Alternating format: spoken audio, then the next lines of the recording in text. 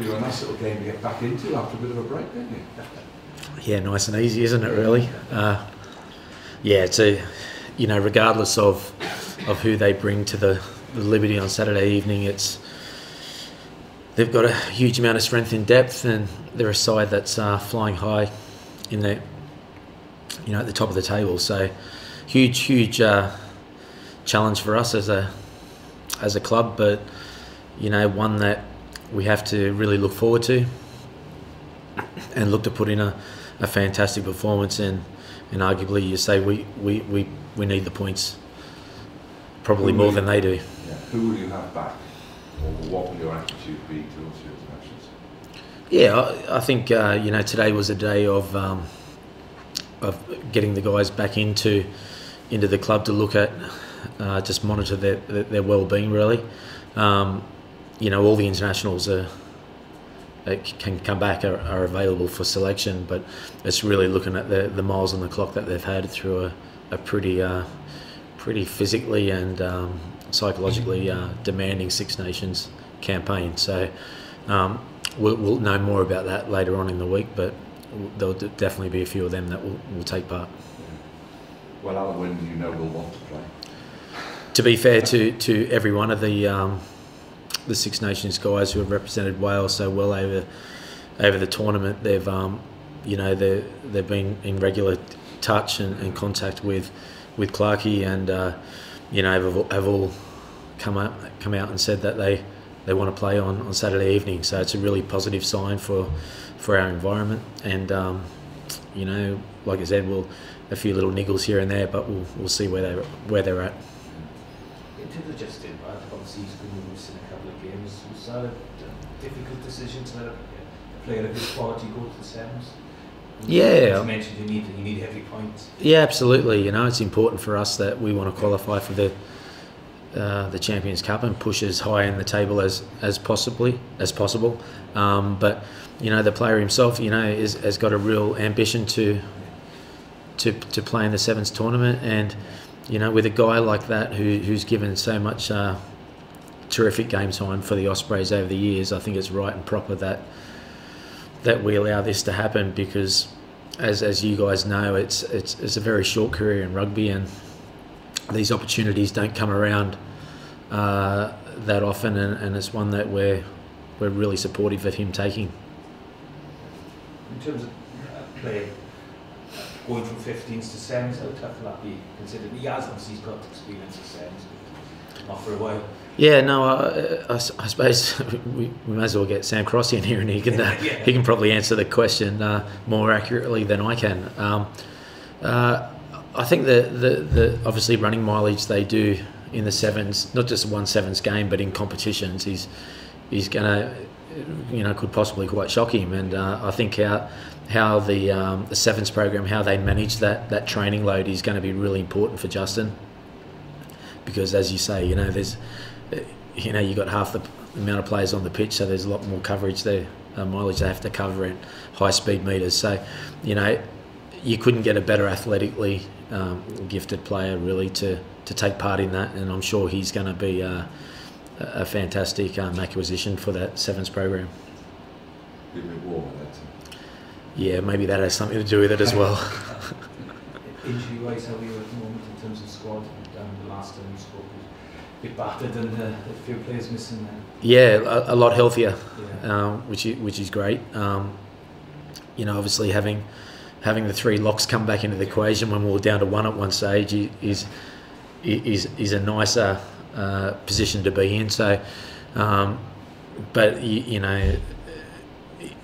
take the skipper out of the equation really. Bradley hasn't had that much game time over the last 6 or so weeks, although he's had a lot of training load. Beardy's the same, and we have Lloyd fit as well. So we're getting a few more competition, and I'm sure Kingy's happy that he doesn't have to get chucked up into the row again. So we should be able to put out a very competitive 23 for this week, which is massively important for us. When's Rory back? It'll be next season. Yeah, it'll be next season. Unfortunately, he's had a season to forget in terms of injuries, but he's a young man, and he's at his age, who's got a big future in the game. The season that he loses now, hopefully he's going to be able to pick up at the back end of his career. So, he's just got to write this one off, unfortunately, and get back on the horse for next year. Right, James Lowe is a player who's made a big impact at Leinster in his first season. How much of a threat is he? Yeah, I've been looking at a lot of footage, and he's a massive threat. He looks. I've really enjoyed actually watching him play. Obviously, with a view that he's a massive threat for us this weekend, but he really enjoys the game. He looks like he's enjoying his rugby. He looks like he's really settled in at Leinster, and they're utilising him in a very positive and effective way for their team. So he's just one of a number of threats, and if they bring Lamore over as well, who's another outstanding talent. That's just naming two of those guys. But as a rival coach, though, you still look to those players, and you look at those players and see the enjoyment they have playing the game, and it's quite exciting just from a rugby perspective. So we're going to have a huge challenge, no doubt about it, on Saturday evening, and it's, like I said, one that we're really looking forward to. Yeah, the Scarlets didn't do any of you any favours by beating them in the semi-final last year, did they? That was a real kick in the teeth for them, wasn't it? And they've come back so strong this year. Oh, absolutely. And to be fair,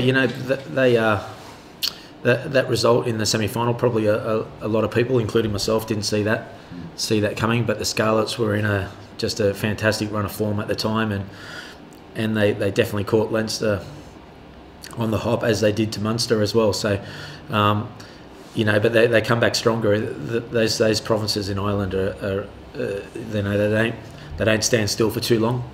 They're always looking towards the future and building their squad, and when they make additions, they make really quality additions to their squad. And I think that Scott Fardy's been one of those as well for them, and and the winger. So they're a real threat, whatever names are on their team sheet. So we're going to have to be absolutely at our best. Is it just the extra budget potentially, if indeed there is, or is it the system, or is it just the population?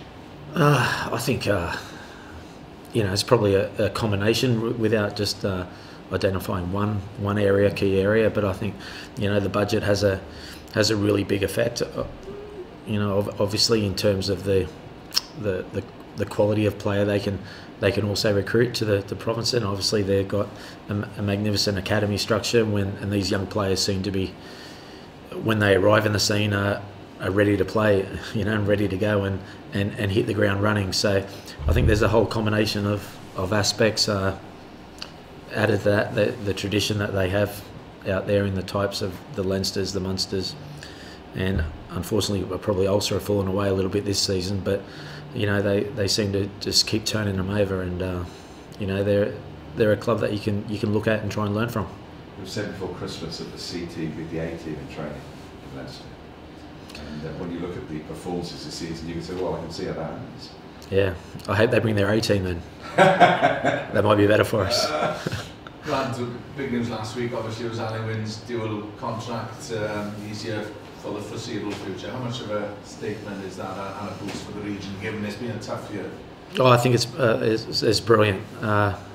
The fact that the skipper's committed, the fact that the WRU and the club have come to a situation where they're going to be able to manage his workload so that they get the best out of him and we get the best out of him, I think is terrific.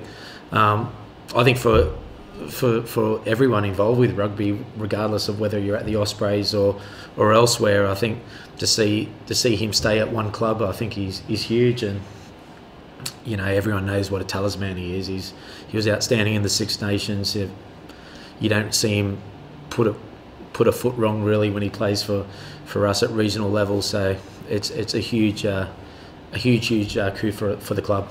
Warren Gaffney mentioned that he's obviously not getting younger, and he would have to be managed. The problem is for everyone involved, he's the kind of player who wants to play every game, and he's a 9 out of 10 player every game, not just internationally. Some players drop off at their times, but he seldom is under that 9 out of 10 mark. Oh, he doesn't know the word he doesn't know how to pace himself.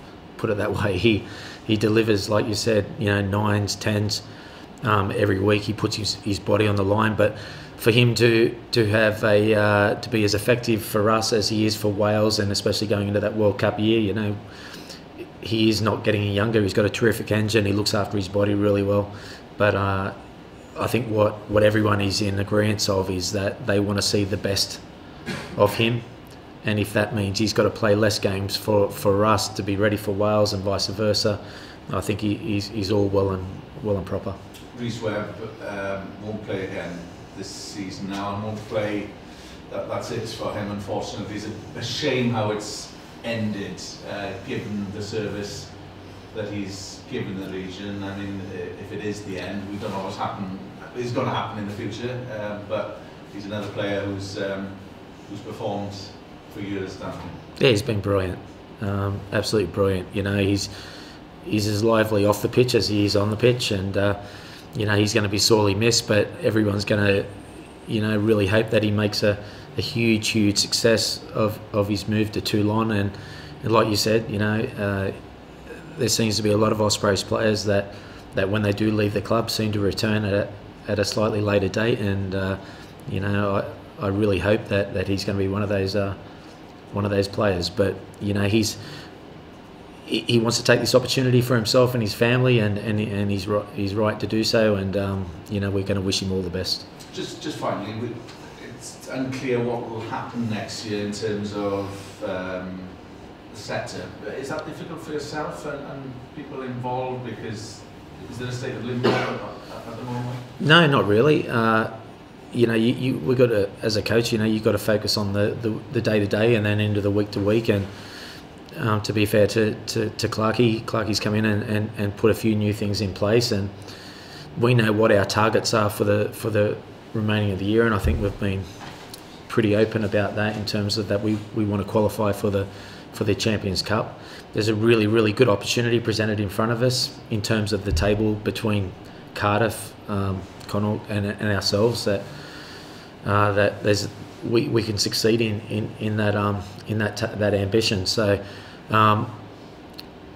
what the board and Andrew, and they're working hard behind the scenes to try to find who they believe is the right person to take the club forward, and it's up for us at the moment to just work as well as what we can with what we have in place and to achieve those targets. So no, it's not too distracting for me personally. Is that I've got a massive game I've got to worry about on Saturday evening.